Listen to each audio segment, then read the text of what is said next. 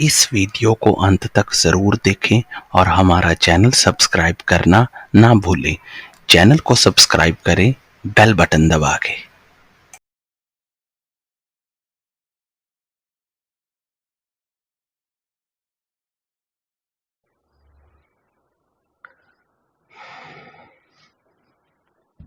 ढोल गंवार शूद्र पशु नारी, ये सब ताड़न के अधिकारी।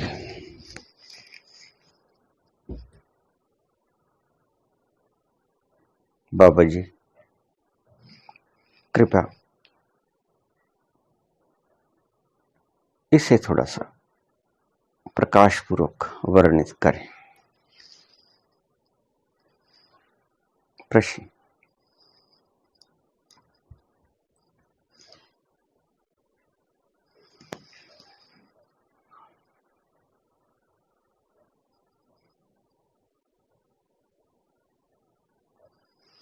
पागलों की बातों का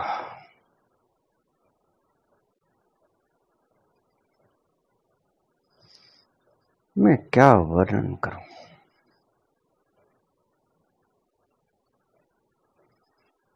मूर्खों के शब्दों की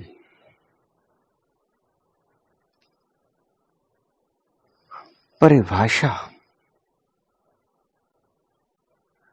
क्या करूं।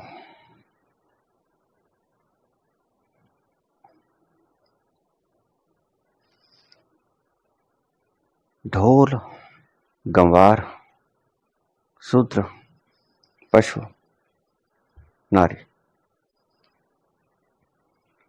सबसे पहली बात,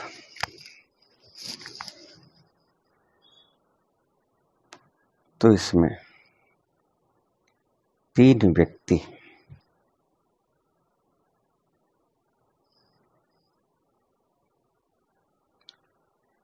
इंसान के चोले में गंवार शूद्र और नारी।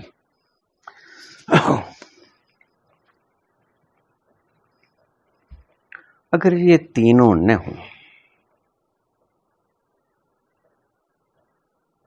तो सृष्टि भी न हो।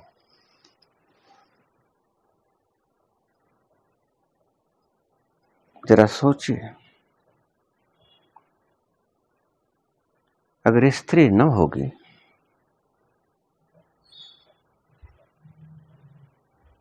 तो गोस्वामी तुलसीदास जी कहां से आ पड़ेंगे।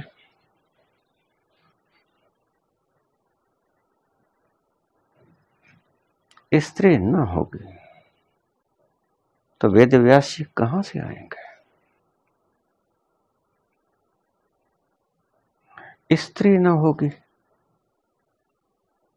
तो मनुष्यता न बचेगी, तो आदमी न बचेगा। शूद्र न होंगे तो सेवा कौन करेगा। और सेवा की सभी को जरूरत है, सेवा सभी करवाना चाहते हैं और शूद्रों को सभी मारना चाहते हैं। कहते शूद्रों को मारिए, ताड़न के अधिकारी, पीटिए उनको, बेइज्जत कीजिए उनको। ढोल को भी पीटिए तो ज्यादा आवाज देगा, स्त्री को भी पीटिए, मारिए, हाथ उठाइए।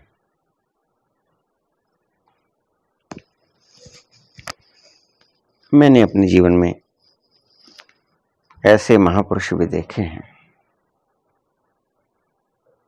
जिन्होंने निर्दयतापूर्वक अपनी अर्धांगनियों को बेल्टों के साथ कूटा है। ये आदमी है और ये बाहर फिरने योग्य है। ये घरों में रहने योग्य हैं? इनको जेलों में बंद होना चाहिए, इनकी सही जगह पर, या आगरा के पागल खाने में होना चाहिए। ये बाहर फिर रहे हैं तो सिर्फ हमारी गलत व्यवस्था के कारण।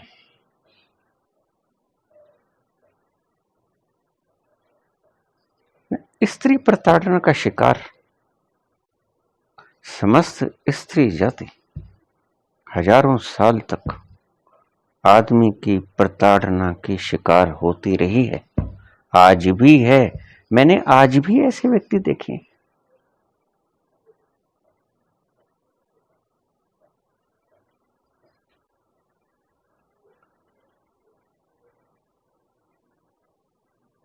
औरत कूटने पीटने की चीज है?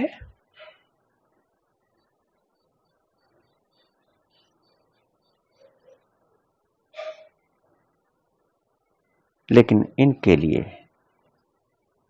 स्त्री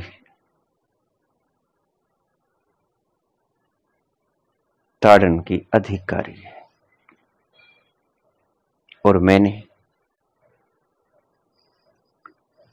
महिला आयोग को इन शब्दों पर आपत्ति दर्ज कराते हुए कभी नहीं देखा। महिला आयोग में तो महिलाएं ही होती हैं ना, और व्यर्थ के कामों में उलझते हुए तो देखा है मैंने। लेकिन मेन चीज जो हमारे महान पुरुष कह गए हैं,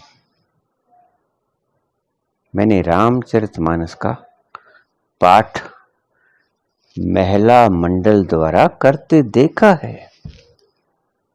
कभी बहिष्कार नहीं किया इन्होंने कि हम इस पुस्तक को नहीं पढ़ेंगे, जिसमें इतने निंदनीय शब्द हैं स्त्री जाति के लिए। और डंडों से बेल्टों से कूटना, ये आदमी है या राक्षस? ये दैत्य हैं। इनको घरों में रहने का कोई अधिकार, इनको जेलों में पटकना चाहिए। बिना नोटिस दिए घर से उठाओ, जेल में पटको।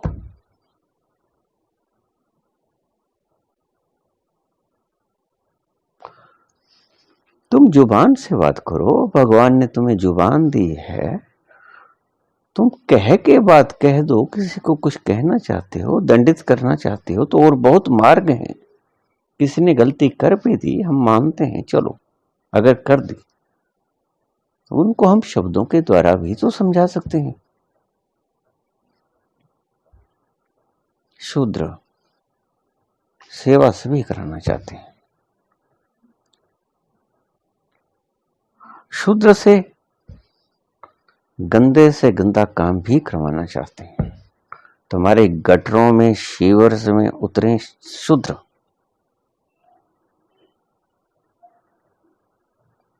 और गालियां भी तुम्हारी खाएं। एक बार तुम उतर के देखो, महर्षियों, गोस्वामी तुलसीदास जी, थोड़ा चलो गटर में,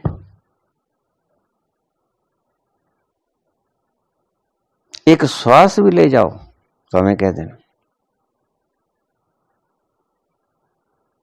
3 पुश्तें याद आ जाएंगे आपको। लेकिन इनके शर्म नहीं है लोगों के। समझ नाम की चीज ये कहीं भूल आई है, और हम इन्हें विद्वानों की कैटेगरी में रखते हैं। सच में तो मैं इन लोगों के बारे में बात भी नहीं करना चाहता, लेकिन इनके कुछ शब्द कहे किसी भी नीयत से गए हों, मेरी व्याख्या में काम पड़ जाते हैं तो मैं वर्त लेता हूं। उससे ये भले लोग नहीं हो जाते। ऐसी व्यवस्था मत मान लेना कि मैं इनके कुछ शब्द प्रयोग कर लेता हूं तो उससे ये महान हो जाते हैं? नहीं नहीं, इनके कुछ शब्द ऐसे हैं जो किसी और प्रसंग में कहे गए हैं, वो मेरे काम पड़ जाते हैं, इसलिए मैं उनका उपयोग कर लेता हूं। मुझे तुलसी से क्या लेना है, मुझे तुलसी से कुछ नहीं लेना है, लेकिन किसी प्रसंग में अगर वो कुछ शब्द बरत लेते हैं तो मैं उन्हें प्रयोग कर लेता हूं।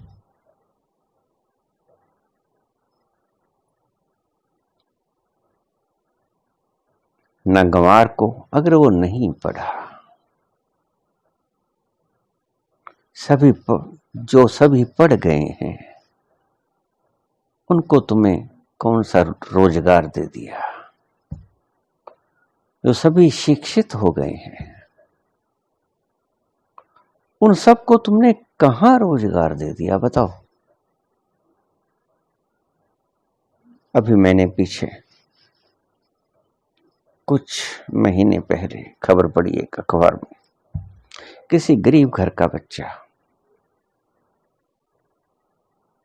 कोई एक एकड़ जमीन होगी उसके पास, बहुत गरीब घर का बच्चा, माँ बाप ने पाला, इकलौता बेटा था, पढ़ गया, होशियार था,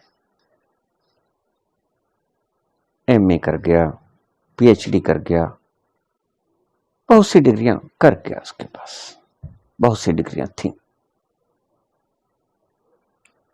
उसको नौकरी नहीं मिली। और बड़े दुख के साथ कहना पड़ता है, ही कमिटेड सुसाइड, उसको आत्महत्या करनी पड़ी। यह है हमारा भारत महान, जिसके ऊपर हम गर्व करते हैं। इसको सच में महान बनाओ। ये महान था, हो सकता है, हमारे में पोटेंशियलिटी है, हमारे में संभावना है, इसको जगाने की जरूरत है।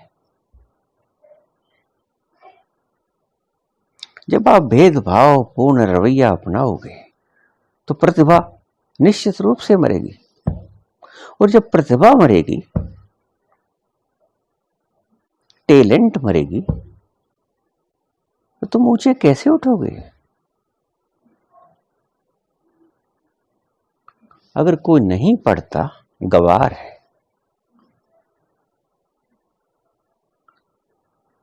शायद तुलसी के इसी शब्दों से प्रेरित होकर लोगों ने पढ़ना शुरू कर दिया हो कि गंवार बुरे होते हैं, लोगों ने पढ़ना शुरू कर दिया।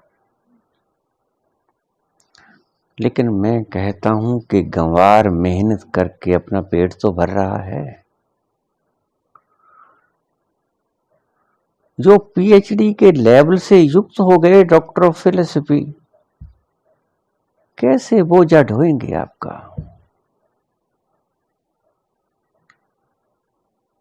ना खुदा ही मिला, ना वसाले सनम, ना इधर के रहे, ना उधर के रहे।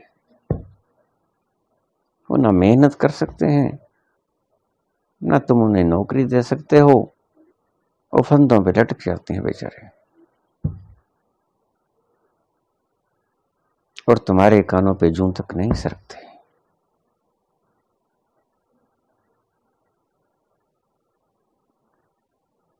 मैं इसका क्या विस्तार करूं? पागलों की बातों का विस्तार क्या करूं?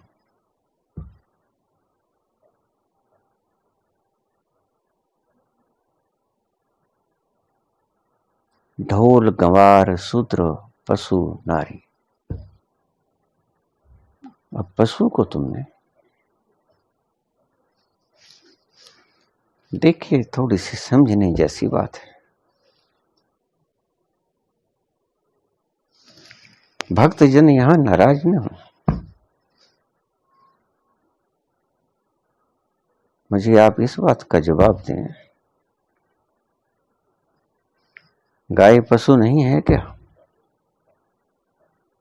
गौ माता निश्चित रूप से माता है। क्यों? क्योंकि माता भी हमें पालती है, और माता के बाद हमें गऊ पालते हैं, पर मेरे लिए तो विशेष माता है। क्यों? क्योंकि मैं सिर्फ दूध ही पीता हूं। अगर मैं उसे गाय को माता ना कहूंगा तो मेरे से बढ़िया तुम माता नहीं कह सकते। मैं तो सिर्फ दूध पीता हूं, मैं अन्न खाता ही नहीं। बरसों से मैं दूध पी रहा हूं, न सब्जी खाता हूं, न फ्रूट खाता हूं, न जूस लेता हूं, न कुछ ड्राई फ्रूट लेता हूं, न कुछ और कुछ नहीं लेता। मैं सिर्फ दूध लेता हूं गाय का। तो मेरे लिए गऊ माता है, मेरे लिए सच में गऊ माता है, क्योंकि गऊ मुझे जीवन दे रही है, वो मेरी माँ है। मुझे बताओ, वो पशु नहीं हुए कुछ, वो कुछ और है, पशु नहीं है। तो वो ताड़ना की अधिकारी हो गई ना। डंडे मारोगे ना उसको, फिर पूजोगे या डंडे मारोगे? न्याय करो। तुलसीदास जी की बात मान के गौ माता को पूजोगे या डंडे मारोगे? वो तो कहते हैं कि पशु नारी ये सब ताड़न के अधिकारी। पीटो इनको। ढोल को जितना खड़काओगे उतनी आवाज करेगा जोर से।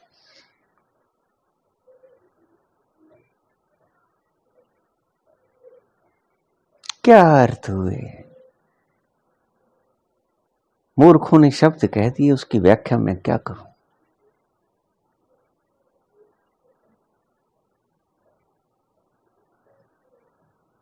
वैसे तो मेरा प्रणाम ही है इन संत पुरुषों को, संत कवि तुलसीदास महाराज की जय।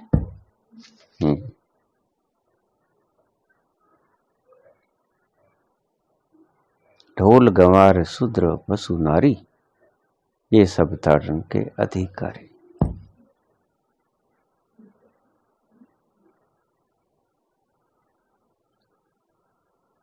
तो अगर मैं इनके ऊपर सकारात्मक व्याख्या करूंगा तो फिर तो वो बात हो जाएगी। मैंने एक छोटी सी कहानी सुनी है कि एक राज में, राजा के राज में, राजा के महल के बाहर उसके गांव की सारी जनता इकट्ठी हो गई थी और वो सारी जनता ऊंचे ऊंचे चिल्ला रही थी। वो राजा को कह रही थी, राजा बाहर निकलो, कहां हो तुम? राजा तो हम हैं, तुम अंदर क्यों छिपे बैठे हो रे कायर? बाहर आओ, आज देखें तेरे में कितना दम है। राजा की प्रजा बड़ी वफादार प्रजा थी। उनके ऐसे तेवर देख के राजा हतप्रभ हो गया, स्तब्ध रह गया कि ये क्या हो गया इनको। ये कह रहे हैं राजा बाहर निकल, तू राजा नहीं है, हम हैं राजा। आ देखें तेरे में कितना दम है, बाहर निकल। उसने अपने मंत्रीगण को बुलाया, मंत्रीगण से पूछा ये क्या हुआ है, आज जनता को क्या हो गया? मेरी इतनी वफादार और आज्ञाकारी जनता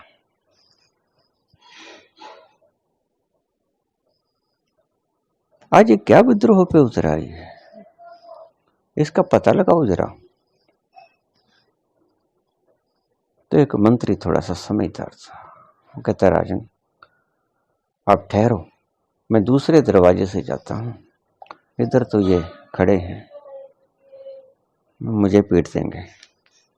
और पीछे के दरवाजे से निकला, गांव में गया, उसने पता किया तो पता चला कि एक कुआं खोदा है आज।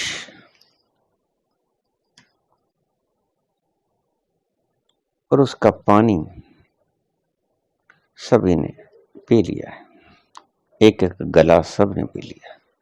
हम कुआं खुदवाते हैं तो देखते हैं कि उसका पानी कैसा है, मीठा है कि मीठा नहीं है, कि नमकीन है कि कड़वा है कि कैसे। तो वापस आया तो राजा से बोला, राजा बात तो कुछ अनर्थ हो गया। एक कुआं खुदवाया गया था, उसका पानी कुछ दूषित निकला है, जो बुद्धि पे प्रभाव डाल देता है, आदमी को पागल सी अवस्था में ले आता है। वो सभी ने एक एक गिलास पी लिया है, ये पागल हो गए हैं सभी। राजा तो घबराया। राजा ने कहा, पागल हो गए, फिर अब इतने पागलों को मैं कैसे संभालूंगा?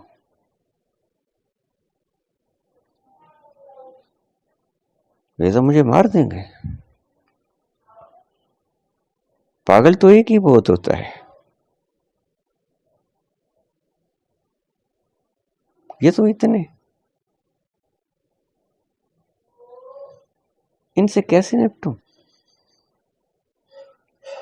और मंत्री थोड़ा समझदार था, वो कहने लगा, राजन मैं आपको बताता हूं इसका हल।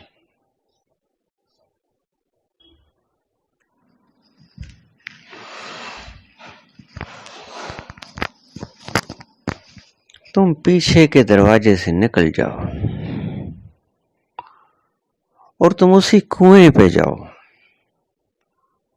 और यहां से कोई 5-4 किलो का डोलू ले जाओ। इन्होंने एक एक गिलास पिया है, तुम पूरा डोलू वहां से पिया ना, और एक डोलू भर लेना साथ में।